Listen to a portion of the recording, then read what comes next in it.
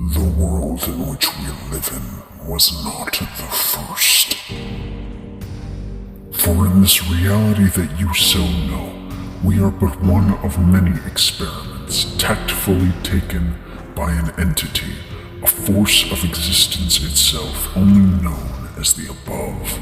With its gazing eye, the Above stood tall and surveyed the worlds with careful attention.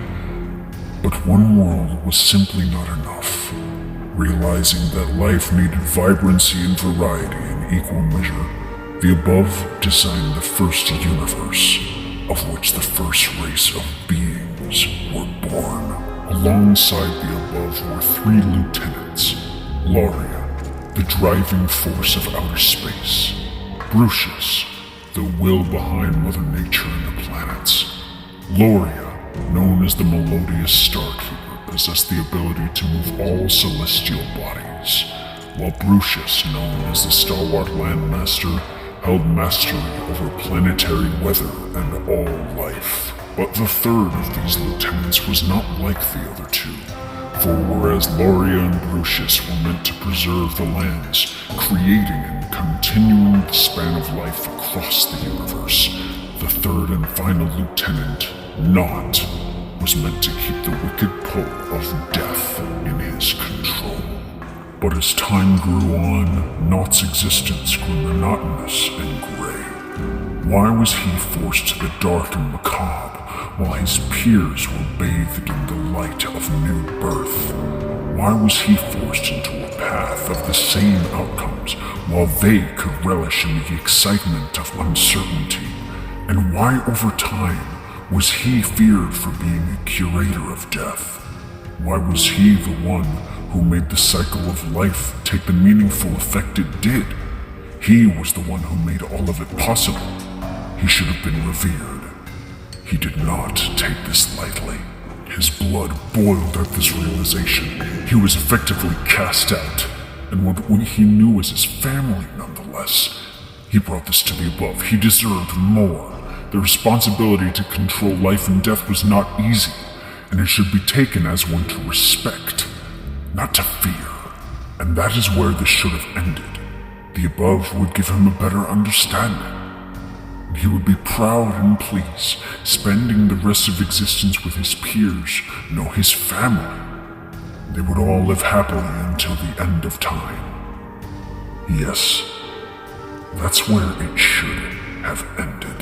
But instead of taking Naught's plea with care and wisdom, the Above simply told him to carry on as he always did, appearing to only concern the existence of the universe as but a test, an experiment, with its beings laid within nothing more than lab rats only designed to fulfill the requirements needed to end that experiment, and nothing more. So life carried on, and for longer than imagination could inspire, 18 versions of this universe were designed, each one individually by the Above discarded with ruthlessness and a passive demeanor. It was only on the 19th that the universe would change forevermore. The 19th iteration of the Oververse was one in which the most care was put into the craft of. But the Above by this time was ambitious with this craft. They had realized that one line of time was not enough. The universe had to be broader, capable of tracking every decision one made and splitting that line of time into another, making way for an infinite number of possibilities. This was to be known as the multiverse, an ever-expanding string of timelines and possible past, focused on the principles and objectives of one universe. But this was merely the first run. For as this multiverse was formed, the Above grew more impatient, more ambitious. Why couldn't there be a different set of principles, a different set of conditions? Why couldn't there be more than just one multiverse? And so it came to pass that over an incalculable period of time, the Oververse was born. The ultimate expansive web of every single multiverse in existence, strung together by the Above and the three lieutenants.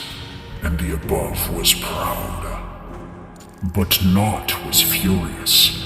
The ever-expanding line of universes was becoming too much.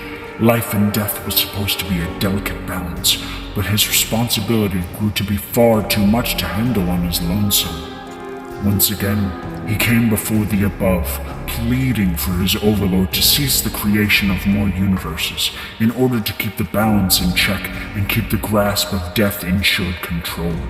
But similarly to his last attempt, the Above simply waved him away, uncaring about the responsibility that Naught was destined to take. And so Naught grew bitter. He grew angry.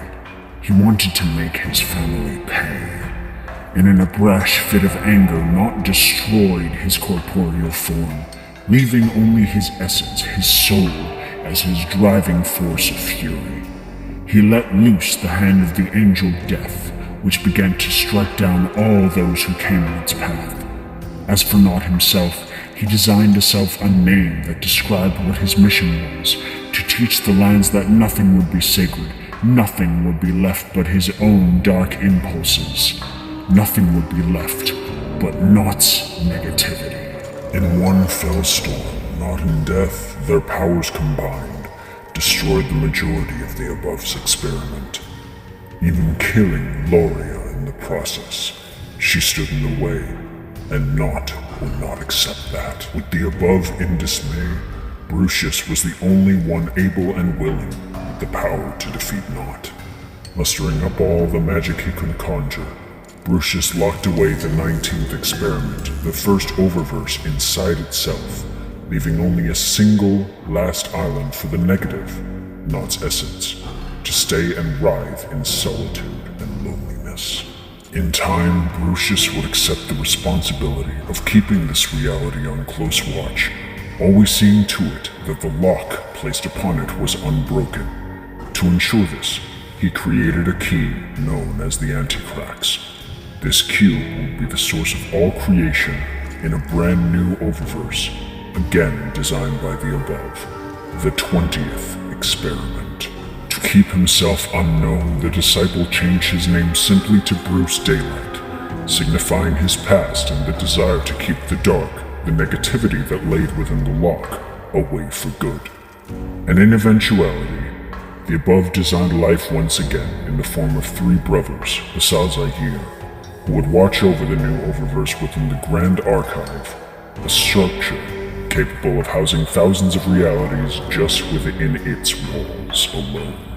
And then, shortly after, the Above disappeared without a trace, seemingly leaving reality itself to fend on its own, and for the Salzair and Bruce to rule on their own, of their own design, without guidance.